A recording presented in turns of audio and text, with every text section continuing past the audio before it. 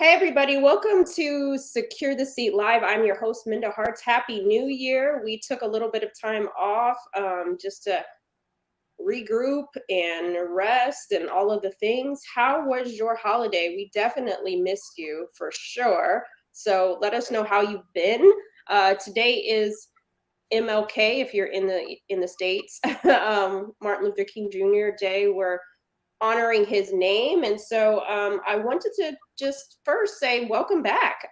We have been off for a few weeks and we wanted to jump back in with talking about some principles that we can use inside the workplace as it is affiliated or as it associates with Dr. King because he has such a strong legacy. And we know that there are many people that we don't even know their names that have contributed to this day. And so we just want to say thank you for the work that you do.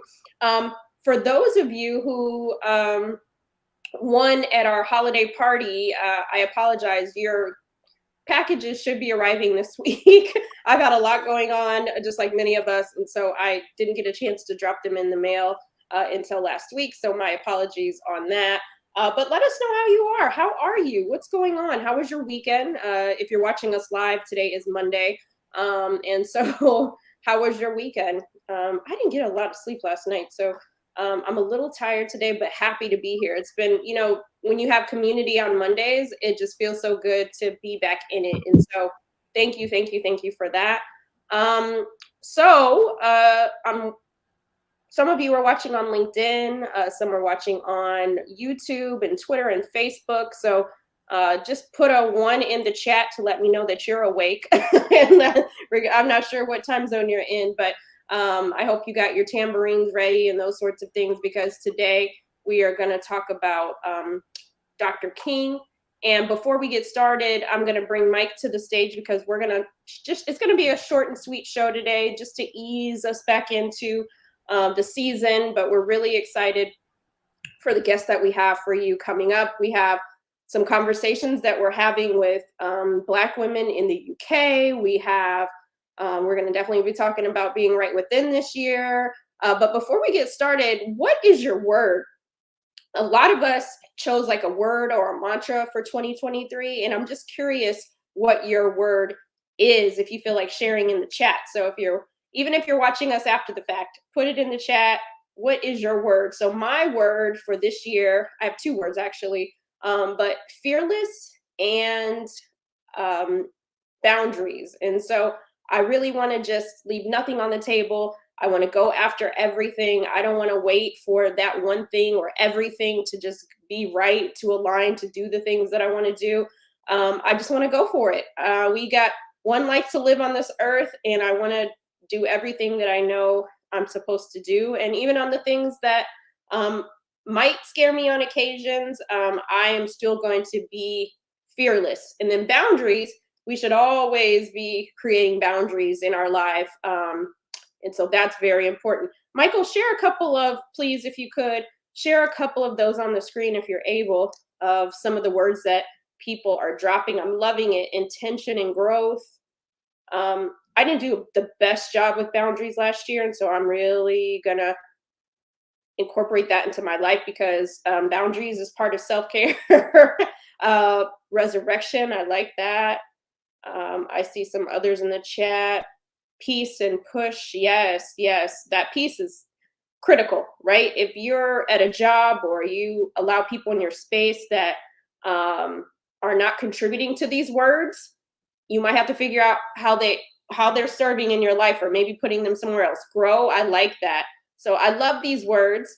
Again, today is Martin Luther King Jr. Day here in the United States. And so today's show is going to be dedicated to him and his wife, Coretta Scott King, because there would be no MLK without his wife, his partner in shine. And so we also want to lift her name up as well. At the end of the show, I always ask our guest, what's your favorite rap lyric and why? And as I'm talking about it, it makes me think about a Beyonce line. I know you can debate me all day if you'd like, that she's not a rapper, but she does spit bars. And she said, I could do for you what Martin did for the people, ran by the men, but the women keep the tempo. And so we know that Ms. Coretta Scott King definitely we celebrate her on this day as well. So without further ado, we're going to jump into our conversation about MLK. And Mike, have you come to the stage? And I'm going to be honest with you all. I'm changing my office around, so the lighting might be a little off today because I'm revamping my recording studio and space, and so it's still still coming together. And so bear with us. By next week, it will look a little bit different. So, but I just love being here with you all. Mike, how are you on this Monday? Happy New Year, Minda. All is well. All is well. Happy New Year. It looks like you got the January beard going a little bit. You got to grow it out a little. I love it. I love it so much. So listen, Mike, today is MLK Day. One of the things that I wanted to talk about today was the letter from Birmingham jail, because there's a lot of quotes that people will be rattling off, even those who don't even understand the quotes that they're using, right? We see people on both sides of the aisle just randomly using, haphazardly, if you will, using MLK quotes, but not a lot of people actually follow the tenets. There's a lot of leadership tenets. Dr. King showed us in many ways on how to be a leader. And we know on Secure the Seat, I always ask the question, how do we make the workplace better than we found it? And a lot of the principles that Dr. King used on the streets and in the church are things that we can take into our everyday life. And so I couldn't do Secure the Seat. I couldn't talk about racial equity without acknowledging the contributions that Dr. King made. When I very first did my first TED Talk, I used part of this speech, and this speech really speaks to me. Many of the speeches do, but this one in particular, because it teaches us the power of courage. And as leaders, we have to lean into our courage and push aside our caution, because nobody benefits when we're cautious leaders, right? And we saw even during the time period of Dr. King, there were so many cautious and cowardly leaders making decisions for people that look like you and me. And had they used their courage, what more could Dr. King have done? But thank God that we had his courage to help us and guide us into the spaces now. So I want to read a little bit of the Birmingham letter, and I'm going to drop in the chat for those who've never really sat with the letter. When you have some time, read through the whole thing, because I think sometimes we only get bits and pieces. We get Sam's Club sample chunks of Dr. King, but his work is so rich. So if you get a chance, I'm dropping it in the chat. Read the full letter because it will bless you in so many ways. But there's one piece that I want to read really fast. You deplore the demonstrations that are presently taking place in Birmingham, but I am sorry that your statement did not express a similar concern for the conditions that brought the demonstrations into being. I am sure that each of you want to go beyond the superficial social analyst who looks merely at effects and does not grapple with underlying causes. I would not hesitate to say that it's unfortunate that so-called demonstrations are taking place in Birmingham at this time, but I would say in more empathetic terms that it's even more unfortunate that the white power structure of this city left the Negro community with no other alternative. And so that part of the letter really sticks to me, because oftentimes we hear a lot of people talking about the conditions in which we live, in which we work, right? But how did we get to this point? So when we talk about diversity, equity, and inclusion in the workplace, why do you need affirmative action? Why do we need equal pay for women? Why do we need Black Women's Equal Pay Day? Let's not talk about why do we have these days. How did we get here that we'd even need the days? We wish that people would be as outraged for the reasons in which you have to have conversations about human rights, about equal rights, things of that sort, right? And so as leaders, in my mind, I think let's not say, oh, we have to have another racial equity training. We have to have another unconscious bias training. How did we get here? Why is it that we even need to have these things, right? That should be the question, right? And so it's very important that we understand where we begin, right? And why we even need these kinds of conversations. And I wish more people would be outraged, Mike, about the reasons in which we have to have all these initiatives, right? And so I'm going to stop talking. Talk to me about the letter and what it means to you. A couple of things. Yeah, that was some amazing insight, Minda. This letter has shaped so many political decisions throughout the years. This letter has shaped so many ways that we think today that we don't even think about. Letters like these from the civil rights movement and from that era help shape our consciousness today.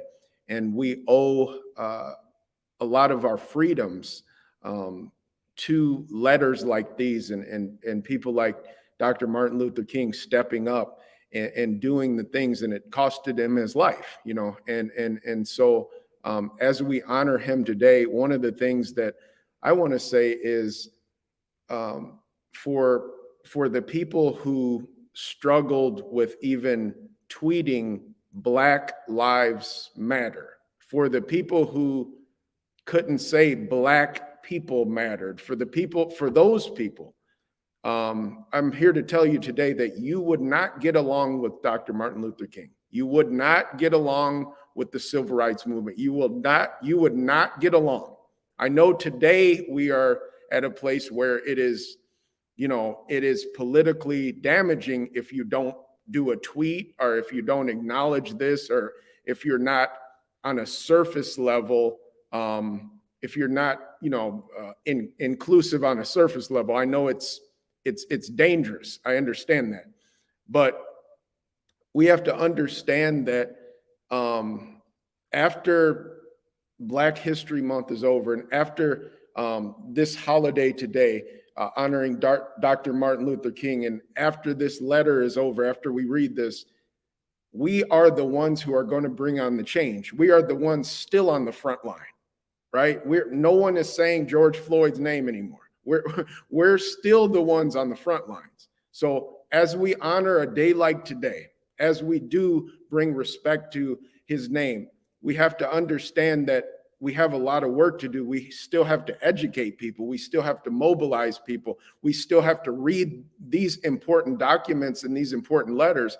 We need to get back in the schools again and teach, you know, the civil rights movement and Dr. Martin Luther King's work and Malcolm X's work. We have to teach these things the way they are, not the way they've been whitewashed, you know. So we have to understand those things. So honoring a letter like this is essential, because we're not reading letters like this enough. We're not going deep down into the trenches and see what our ancestors did for us. So I'm so grateful to be on the show with you today, Minda, and as you're bringing attention and light to this. And don't get it twisted. Don't look at your Twitter feeds. Don't look at your Instagram feeds and think these same people, they're the same people. So don't try to act like, you know, don't let it warm your heart too much. We got a lot of work to do. I know I'm big on affirmations and encouragement, but I have to be real for a second. We have a lot of work to do. And like Minda was saying, it's good to see the tweets. It's good to, you know, honor his name, but let's do this the right way. Let's, you know, we're all we got still. Absolutely. Absolutely. Listen, we want to ask you the question in the chat for those watching us across platforms. What's a leadership principle that you take from Dr. King's work? What does that invoke when you hear his name, when you think about his work? Because it's not enough for us to just every year in January, we, you know, there's nice commercials that honor him and really beautiful pictures that we get to see, but we have to walk out his legacy. We have to, right? We don't want the things that had to happen to him and his family to be in vain, right? We have so much more. We're living more of his dream than he got to. And that's one of the things that I love about courage. The definition of courage is the ability to do something that frightens one. Do you think that every day Dr. King woke up, he wasn't nervous, he didn't have anxiety, he wasn't fearful, but he thought about you and me sitting here today, and he thought they're going to be a beneficiary of the work I do today. And so I ask you, definitely read this letter. Think about who's going to be a beneficiary of your courage, the legacy that you leave. Who benefits from that? When I think about the work that I have the privilege of doing, Michael, I often think who will benefit from it, right? And it's so important because we want to leave things better than we found it. Another piece of the Birmingham letter that I want to read to you all, and then I want to hear Mike, there's some really powerful quotes in this thing, and I wish I had the time to read the whole letter to you. Um, but another piece. You express a great deal of anxiety over your willingness to break laws. This is certainly a legitimate concern, since we so diligently urge people to obey the Supreme Court's decision of 1954 outlawing segregation in the public schools. It is neither strange nor paradoxical to find us consciously breaking laws. One may well ask, how can you advocate breaking some laws and obeying others? The answer is found in the fact that there are two types of laws. There are just laws and there are unjust laws. And I would agree with St. Augustine that an unjust law is no law at all. And it makes me think about where we are in our country. Mike, people are trying to take us back into where interracial marriage is not valid, where, other forms of marriage is not valid, where you can't even talk about, some places want us to go back to segregation, right? It was just last year that some states outlawed lynching just in 2022. Okay. So the fact that some people say, well, why are people doing X, Y, and Z? Why are people loitering when things happen? Here in California, just within the last 2 weeks, a teacher was killed unarmed and he was stuck on the side of the road asking for help. The same people he was asking for help ended up losing his life by their hands. But yet we want to talk about laws. We want to talk about this, right? But are these not unjust as well? So when we say liberty and justice for all, who are we talking about? Who gets to have liberty in this country? Who gets to have justice, right? So it's very imperative that we remember these tenets of leadership so we take them into the workplace as well.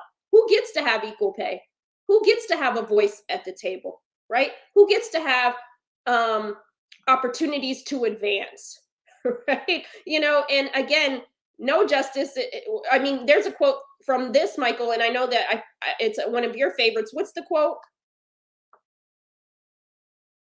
Oh, you're on mute, bro.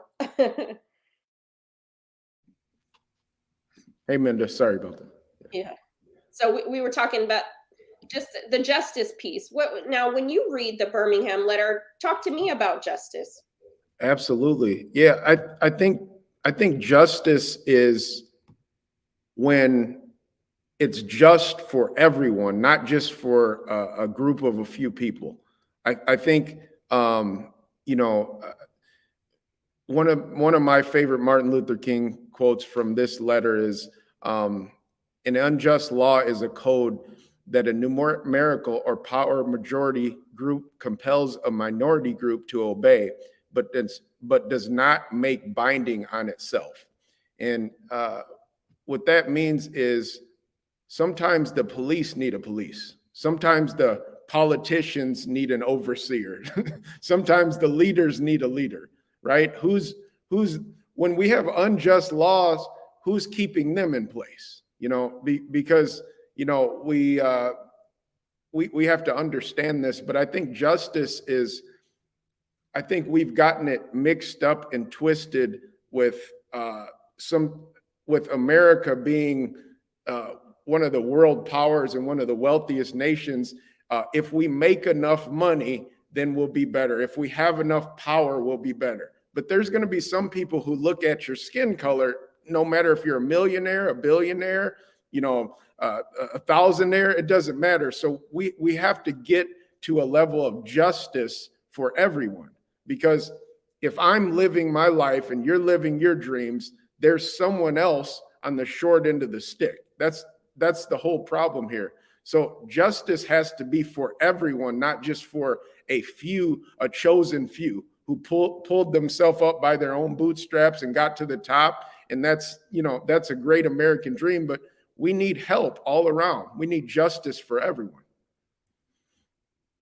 Absolutely. If you have your tambourines, these are tambourine moments. I had mentioned at the top of the hour that I'm in the process of changing out my space. And so I don't know where my tambourine is today. So we're just going to pretend that we have the tambourine. But next week I'll be back on track, y'all. But that is so true. And it's just important that we remind ourselves. I've been celebrating Martin Luther King since I was in school, since I was in grade school, right? But we talk about I have a dream and then we shut the book, right? There's so much more to his legacy. There's so much more in his words. And another piece of the letter, and for those who have never read the letter from Birmingham jail, I'm going to drop the link again in the chat because you're going to find so much freedom in this. Part of today is part of freedom. And so another piece of the letter, he says, as we're winding down the show for today, maybe I am too optimistic. Maybe I expected too much. I guess I should have realized that a few members of a race that has oppressed another race can understand or appreciate the deep groans and the passionate yearnings of those who have never been oppressed. And still fewer have the vision to see that injustice must be rooted out by strong, persistent, and determined action. As many of you know, I consider myself a workplace activist, and it's really important for me to make sure that the workplace is working for everybody, not just a select few. And so, yes, me and Mike consider ourselves, we identify as Black. And it's sometimes hard for people who are not Black or person of color to understand what we deal with on a day-to-day basis. But a lot of you said in the chat, compassion, empathy. I hope that if you aren't a person of color or you have certain privileges, that you'll think about what people are asking for, what equal rights looks like in the workplace. And we're not asking for too much. This is about humanity, dignity, equity, and respect. Since when are those things too much? Right?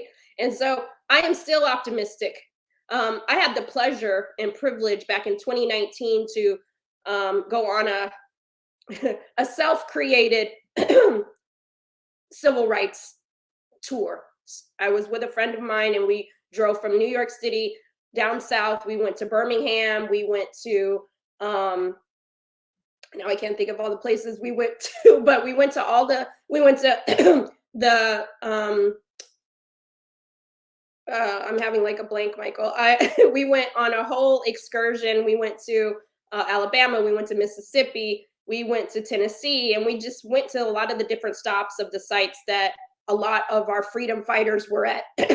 We went to the Edmund Pettus Bridge. We went to a whole lot of different spaces, and we went to the jail that Dr. King was unjustly inside of, that he wrote this letter in. And it's something really amazing and life-changing when you go inside a place that someone thought about you when you weren't even born.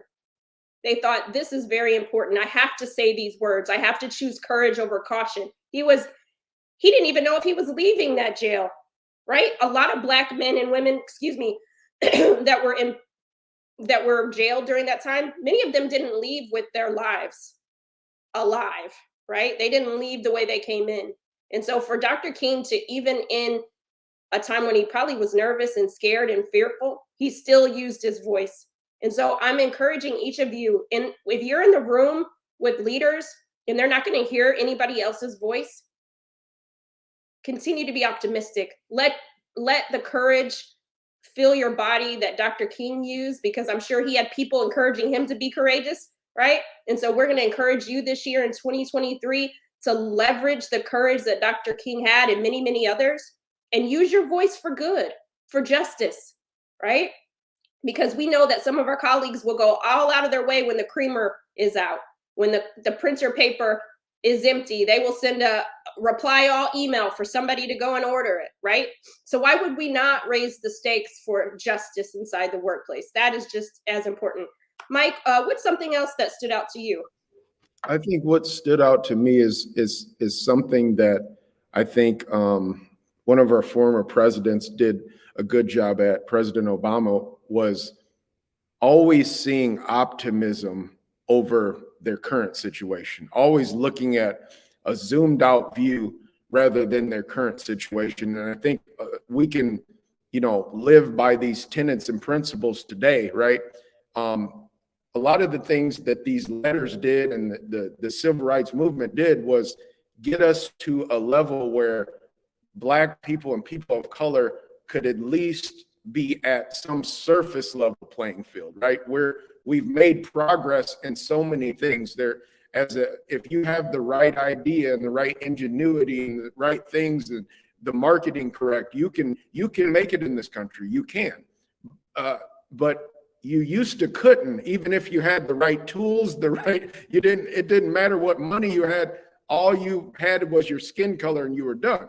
So there has been a lot of surface level changes. And I think Dr. Martin Luther King wanted us to see what a brighter future would be. And a lot of times we don't look at, it's an all or nothing approach, right? Because there's so much frustration and there's so much work we still have to do. And we really do. There's so much oppression and racial injustice. It really is there. It's not imaginary. It's not, something we're making up. We're not playing the race card or whatever. We're not too woke and all these racist terms you hear.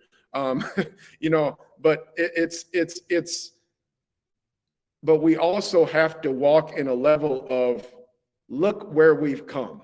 Look what I can do in this country still that I couldn't do 70 years ago. Look what I can do now. Is it enough? No. But what our past generations did is get us this seat at the table. Now we have to never stop fighting, and we have to take it to the next level. What we see, a real seat at the table, real equality, real justice for all. We have to take that torch and really run with it. So we have made changes, we have made progress, we have made things. It's not where we want to be, but it's sure where we're not where we used to be. So we have to, be thankful and grateful. And letters like these explain, in your frustration, in your pain, in your jail cell, right? In wherever you're at, there is a brighter day and there is a brighter future. And we are reaping the benefits of what Dr. Martin Luther King and so many people in that era did and bestowed upon us, these great privileges we have today. That's why we're on the show today. It's a blessing. Absolutely. Absolutely. We all could be laying in the bed, or what some of us are probably working, whatever the case may be, right? We could do our nice tweets. We can say I have a dream speech. I know growing up in church, we used to have to memorize the I have a dream, and it was very repetitive, right? But I'm thankful that even as a young child, we had to learn that. And as I'm an older child, I realized how important Dr. King's words really truly are, and how his legacy then helped others, right, that we see today. And I just want to encourage each of you on those moments where you're feeling frustrated, when you're feeling like nobody hears me, you can write a letter, you can write an email, even if you never mail it off, right? You can send it to the HR, you can send it to your manager, have the conversations. As you said, Mike, we aren't where we need to be, but we're so much further. I think about, where would we be if we didn't have a Dr. King? Where would we be if we didn't have a Rosa Parks? Where would we be if we didn't have a Coretta Scott King? We right? Sure wouldn't be on this show today. We would not be on the show today. And so, so we have to look at those things. And so I say, I put that back on you. I see names all in the chat. Where will we be if you don't say your thing, right? Whatever that thing is. It doesn't have to be you're out on the front lines, you're out picketing or demonstrating. It doesn't always look the same. It's not a one size fits all. But what is that slice of courage? What's that piece of this puzzle that you get to participate in? It's a privilege that we get to use our voice. Think about the people in other countries. They don't get a chance to show up on a Monday on LinkedIn and talk about the things that we're talking about and live to tell the story, right? So we have an opportunity, and our voices help other people. Our voices release somebody else and allow them to be free, right? With Dr. King's words in Birmingham jail, he wasn't just writing for himself. He wasn't just writing for us. He was writing for the masses. And think about those, Dr. King talks about white conservatives in the letter. Think about the people who read that, right? And how that even modified their heart and changed their way of thinking. It only takes one. We may not be oftentimes Michael say, well, I can't change the whole workplace. you can't. But can you start in micro areas? Can you start with the people that are in your circle? Can you start with your team? These are things that we get to be courageous on. And so, as we close the show, I just want us to really think about what this day means as we go into 2023. What does freedom, what does justice look like for all of us, not just a few of us, right? And that we take these words, and when we see a quote passing through our timeline or in the group text, that we look at it a little bit different than we normally do, that we think about it a little bit different.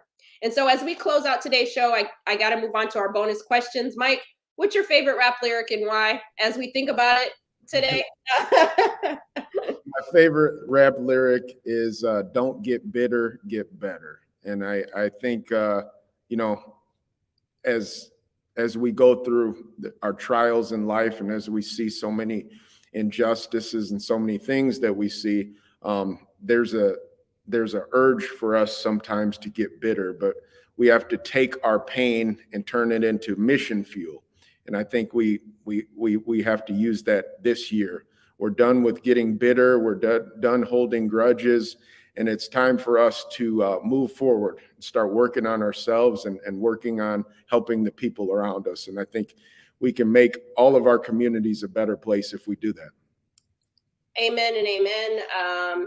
I really, really love that. Let's not get bitter, but better, right, Mike? And I think that's important, because even when we see the injustices taking place, it's easy for us to get frustrated. It's easy for us to get mad again. It's easy to say, oh, I don't trust so-and-so people anymore, whatever the case may be. But we can't use that energy. That's not going to get us anywhere. I love that.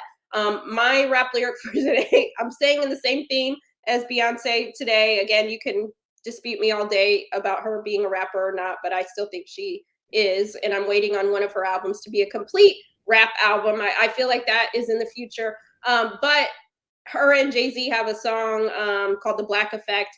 And she said, I'm good on any MLK Boulevard. And and there's so many Martin Luther King boulevards across the country and probably different countries as well.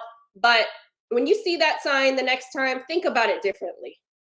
Think about, we're good because of the work that he started. We're good on any MLK Boulevard. I don't live on MLK Boulevard, but I'm good on this boulevard. I get to bring MLK to every boulevard I step foot on, everyone that I pull up to, right? We're good.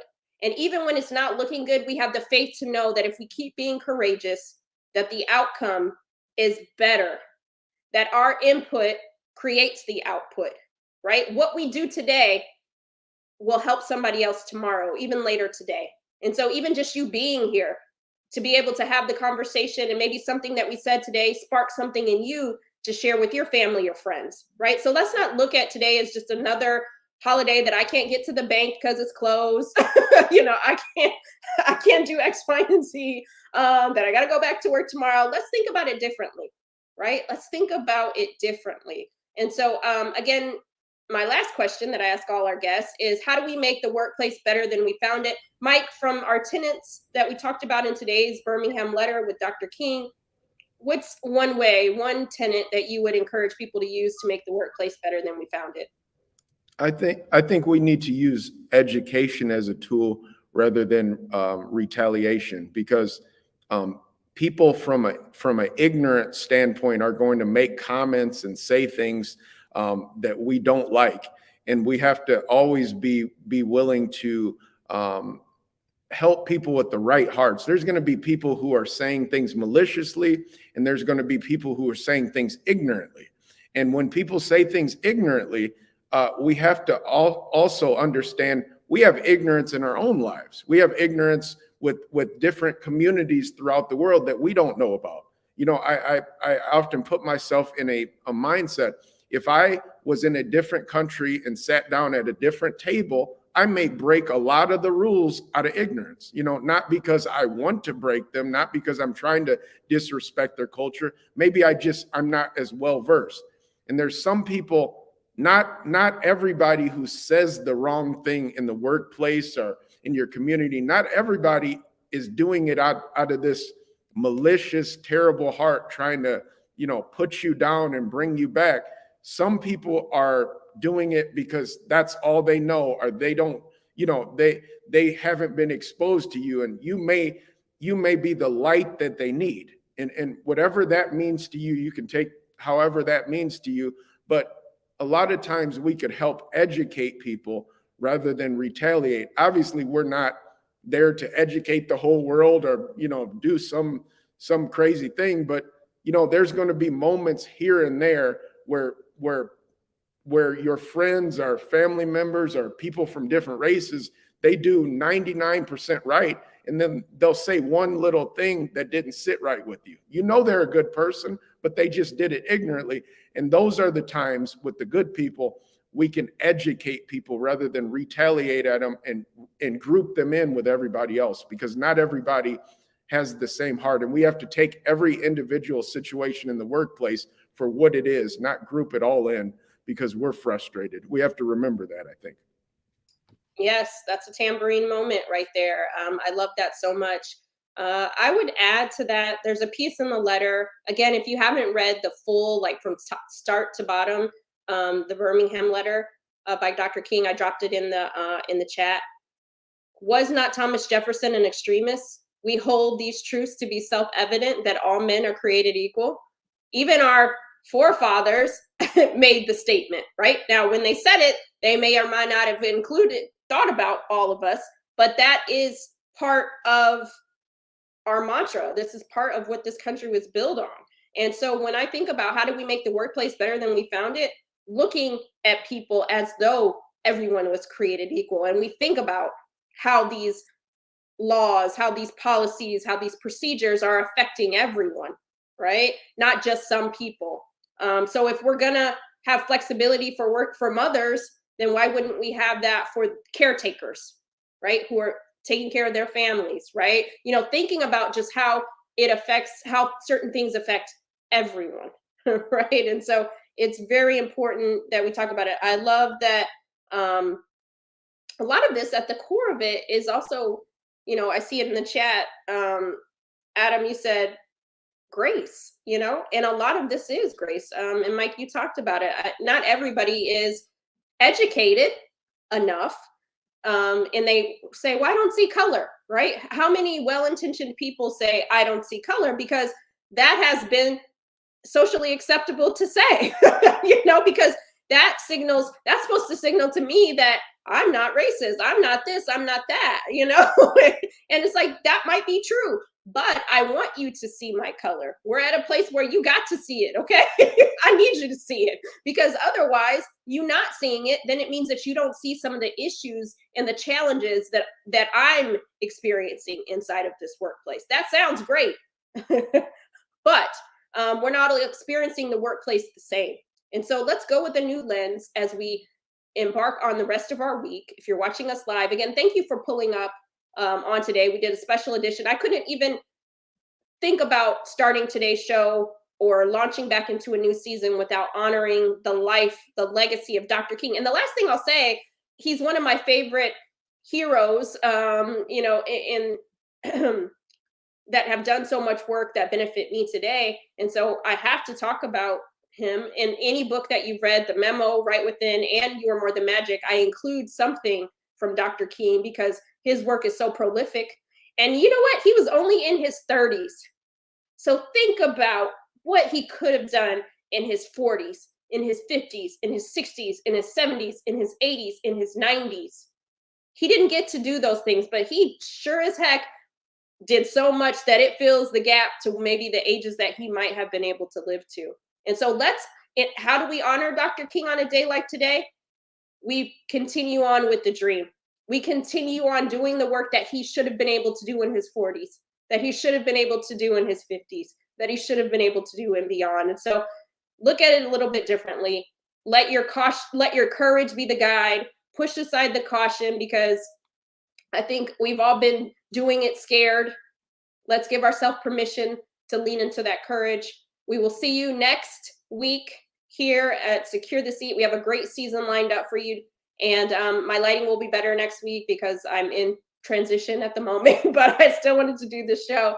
And so thank you for just supporting us. We appreciate you, and keep securing your seat. Oh, how can I forget? Michael, what's the affirmation? We're at January. What is our affirmation? This is a new year, Minda, and every curse and spell is broken over your life. You are free. And a lot of times we affirm, man, I feel like I'm cursed. I feel like something's wrong with me. I feel like I can't do this. But we're affirming this year, every curse and spell is lifted, is broken, it's over. We're not carrying it into this new year. It's done. We are free. And that's what we're encouraging you to say and do. And we appreciate everybody joining us today. This was an awesome, awesome talk. And thank you, Minda, for letting us have this platform to honor Dr. Martin Luther King. But you do this every week, you know, and it's a blessing to be on the show today. But thank you, Minda. Thank you for that, Mike. I know that some people may not have understand maybe why you said that affirmation, but you know, so many people speak things over us. They speak things over us because they're projecting. They might be well-intentioned. They might say, oh, you're never going to do this. You're just like you insert it, whatever the case may be, right? Oh, you don't have the pedigree. You don't have the education. What we're saying for the month's affirmation is we're breaking all of that negativity over your life. All those words that don't serve you, they got to go somewhere else. Okay? They can't sit with you. They can't be in your mind. They can't be in your psyche, right? So we're breaking all of those things that no longer serve us. All the things that you still think about that somebody said to you last night, yesterday, 10 years ago. We're breaking free of all of that and we're starting fresh. Okay. And so thank you for that affirmation for today, Michael. We will see you next Monday. We have a great show lined up for you. And let's go. It's go time, y'all. But most importantly, make sure that you figure out what securing your seat looks like for you this year. It might be rest. It might be peace. It might be leveling up. It might be investing in yourself. But take some time to figure out what that looks like, not for anybody else, but for you. So we'll see you next Monday right here on LinkedIn. And if you share this episode with someone, tag somebody, even though tomorrow may not be Martin Luther King Day every day. Like I said, we good on any MLK Boulevard. It's every day. We got to live this thing every day. Tag somebody who definitely would benefit from hearing today's conversation. All right. Take care.